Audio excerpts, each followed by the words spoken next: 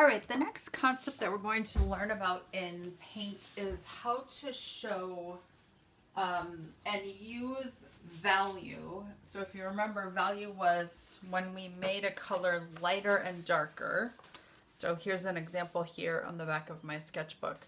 But we're going to be using it to show three-dimensional form, the illusion of three-dimensional form on a flat surface, which is what makes paintings work. We're going to be making a still life painting, but before we're going to make a still life painting, we're going to practice how do we take this concept of value and wrap it around some three-dimensional forms. So you can see here, this is my sketchbook, and I can kind of leaf through. Well, that's not part of my sketchbook, but it's in here. And I can find where my next clean piece of paper is. I am coming down to my last, looks like my last 2 or 3 of these sheets. So I do still have a few, but it is starting to be that they're nearly used up. I'm going to go ahead and just work on this one. I'm going to grab a pencil. And you guys can use, I posted an image of this in Google Classroom. You're going to do 1 each of the 4 basic shapes as practice for the still life that we'll paint next week. And I'm going to show you a couple of different techniques for creating the illusion of value that kind of build on some of the skills that we've learned so far in class. If I look at my sketchbook page, and I can work right here on the back if I want to, or I can switch to this page. It's 100% up to you, depending on how many sheets you have left. But I'm going to just very carefully draw these shapes. If I'm struggling to draw these shapes, one trick is I can turn my screen up so that it's brighter, and I can do this on my Chromebook too. And I can use this as a bit of a light table, so I could go ahead and trace these shapes if I was having a hard time drawing them on my own. So that would be something that would be a resource for some of you if you're having a hard time drawing the 4 shapes.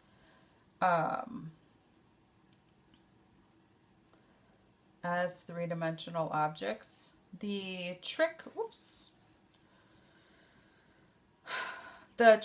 with the cube, of course, is to remember that the sides are always parallel. So this side and this side will be the same. This side and this side will be the same. And then that means this one and this one, and this one and this one. So as you go along, the edges are always parallel to one another.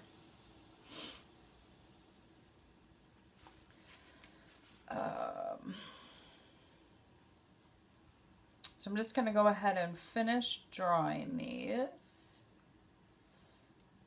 And you'll see that they kind of take up a full sheet in my book.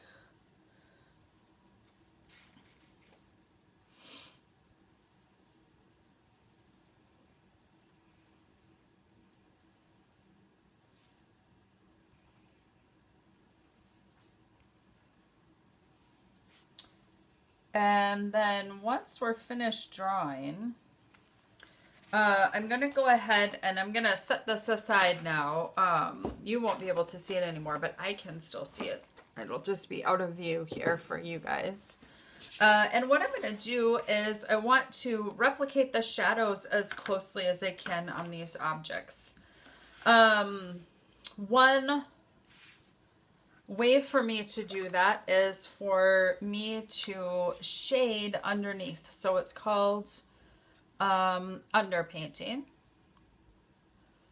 And in this instance, I'm going to go ahead and use a little bit of the black. And what I'm going to do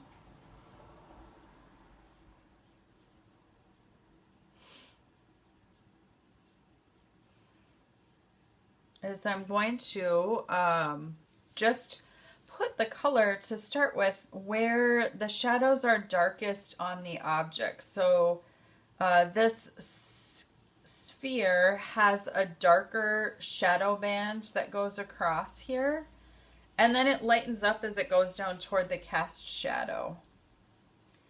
So I'm going to clean my paintbrush out, and I'm going to soften the edge of this outer shadow just with a little bit of water. Shadows don't usually have a super hard edge on them. And then I'm going to do the same technique up inside the sphere. The sphere needs a gradual change, and so I have a paintbrush that I've cleaned out and I've dried, so there is no more paint. Just a tiny bit of gray is left. And what I'm going to do is just using my paintbrush now, a little like it's a pencil, I am going to shade or pull this paint down and into the rest of my image. So I'm softening that edge. So again, I don't have paint on my paintbrush anymore. I'm cleaning it out. I'm drying it off most of the way. And I'm just moving the paint that's already there. You'll also notice that I'm making sure to sort of follow the form. I want to make sure that the shadows are still circular, and that they shouldn't have, hopefully, not any stripes. Just kind of still a line back here, so I'm going to kind of push that paint around. And I can also kind of liquefy this entire shadow underneath my sphere. If a little bit of that drifts up in, that's totally fine. But you can see now I've reasonably shaded so that this looks three-dimensional instead of two-dimensional by pulling that weird stripe that I originally put on here around the shape using watercolor. I can also change the color of that, but not until it's dry. Okay, so I'm going to go ahead and leave that alone. Once it's dry, I will show you how to change that. For this sphere, I'm going to use the idea of complementary colors, right? Or the cylinder, complementary colors. Orange and blue are complementary colors. So I am going to shade my cylinder using blue first. So I'm going to do the exact same thing as I did before. I have cleaned my paintbrush out and I have squeezed it dry. And now what I'm going to do is just pull this color across. So you can see it's getting lighter because I'm cleaning out my paintbrush. I'm squeezing it dry. And I am pulling this blue across the edge of my cylinder.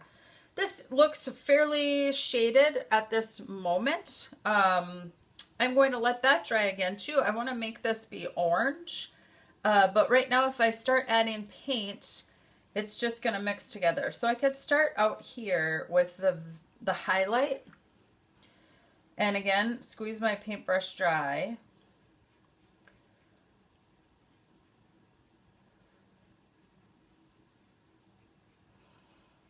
And I'm going to just mix these two together a little bit as they go across. But again, it's going to be a layering process, so I'm going to need to wait until that is dry to actually make that look like it's orange, okay? So remember, my goal was to make that be orange. So this will be using complementary colors. Has to dry. The cube is the only one that's a little different.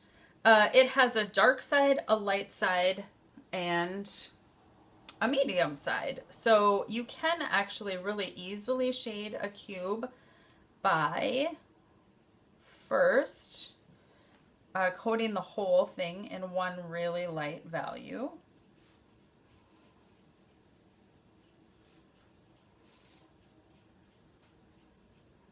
Again, now I'm going to have to let that dry.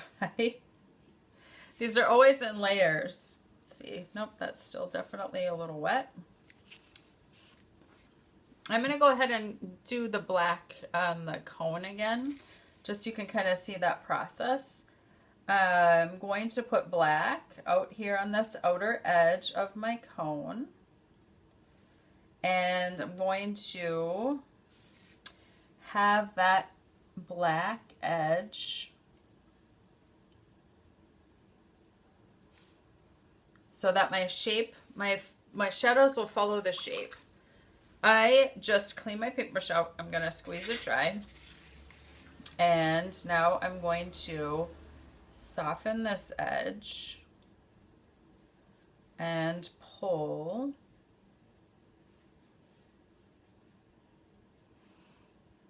that value out. I cleaned my paintbrush off again. You'll notice that my shadows will follow the shape of my object. So the cone's shadows are like long, thin triangles.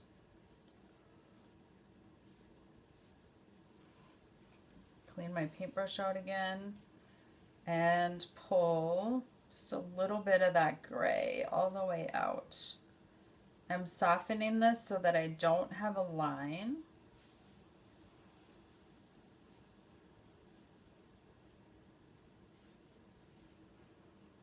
And I want the effect to be that it's looking fairly three-dimensional. I'm going to go ahead and paint my shadow, even though I will darken it in a minute.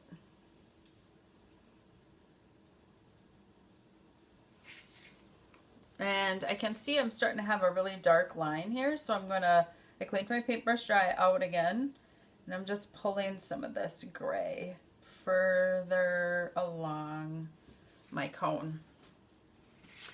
My, the complementary color one, it is ready for the next layer. Remember, I wanted that to be orange, so I'm going to go ahead and take my orange paint out here.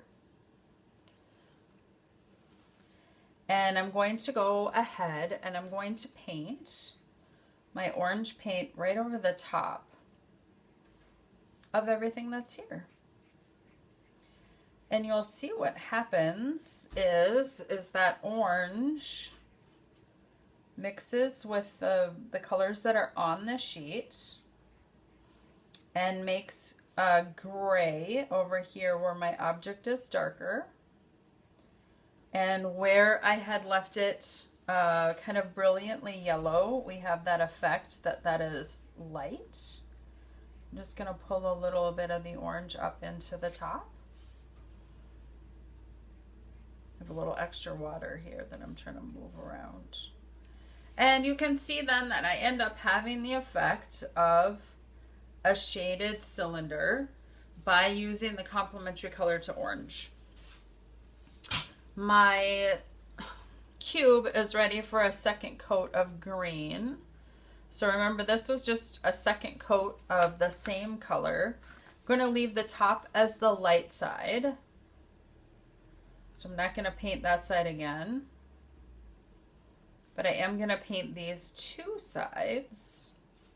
And then I'm going to have to let it dry again before I paint the third and final side. So this idea uses the glazing property of watercolor, that I can put more than one coat on and just sort of naturally make a color darker.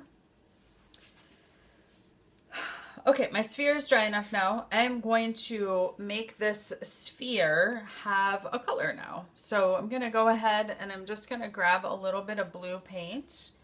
And I'm going to just paint blue over the top of my shadows.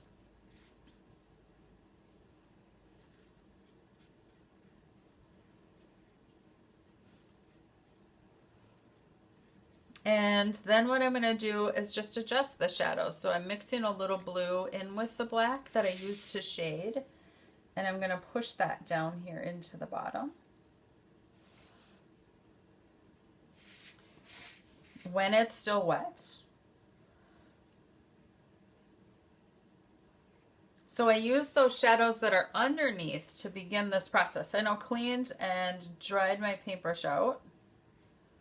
And I'm going to push this blue just sort of up and into and around my sphere until I feel like I've perfected the shadows that need to be there. Making sure to leave a highlight, making sure to darken with either more blue or a little bit of black as I need to.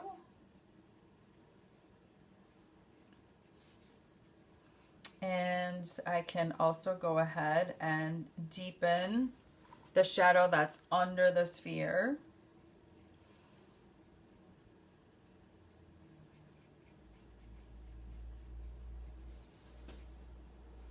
So that's how you add color to one of our shapes. Let's see how dry this is still too wet to work on.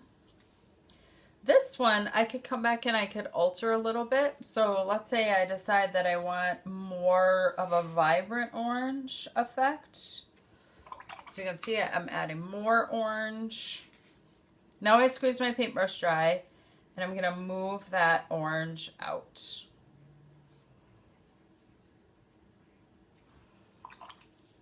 And you can see that that orange is still mixing with my blue to make that kind of shadowy color there. So it's really turned very brown. And because my sheet was still wet, you do want to make sure your layers are pretty dry before you work on them, but try not to have this take forever. Now on this complementary color one out here, I'm just mixing the blue and the orange together, which makes a really beautiful gray or black. And I'm going to make my shadow that way. And because my cylinder's a little wet, it's going to leak in. I think it's going to be okay.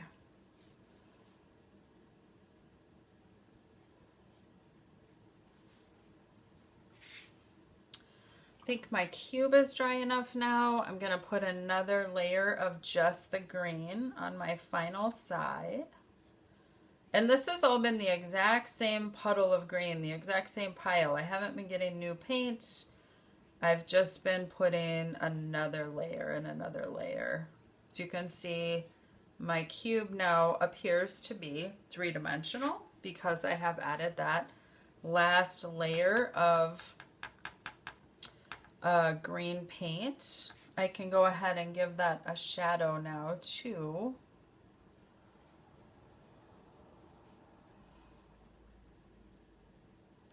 It's a little bit wet, so I'm trying to skip a little section. So adding value and shading is all about keeping your paint working in layers and making sure that you keep control. It does also just feel a little like you're making a drawing. I'm just shading my shapes the same as I would if I were using a pencil. This last guy, I could go ahead and just make it also be a color, just so it's not just plain. And you'll see that those values just shine through the color. I can also increase that sensation of value by putting not quite as much color on a section. So I can squeeze my paintbrush out and soften that so that this front edge is lighter.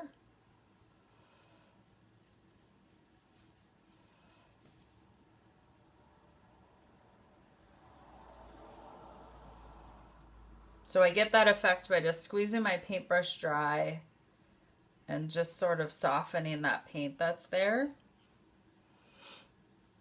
I can also deepen the shadow over here by either adding more black, or this was actually a little bit of the green from above. Red and green are complementary colors, so they will dull each other out.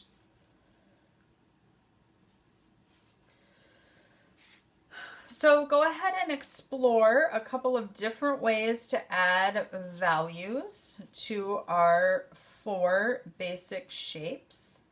Remembering that you can use black and just shade and then go back and add color, which is what I've done with these 2 shapes.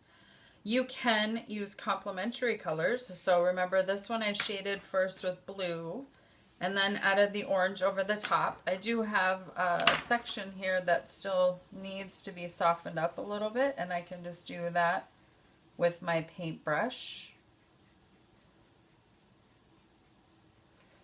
So this used complementary colors to make the shadows and the shadow on the table as well. And you can also use the glazing property. So this was the same color of green layered one over the top of each other, letting it dry in between coats. So I want you to go ahead and explore those different ways to create value on your sketchbook using some basic shapes.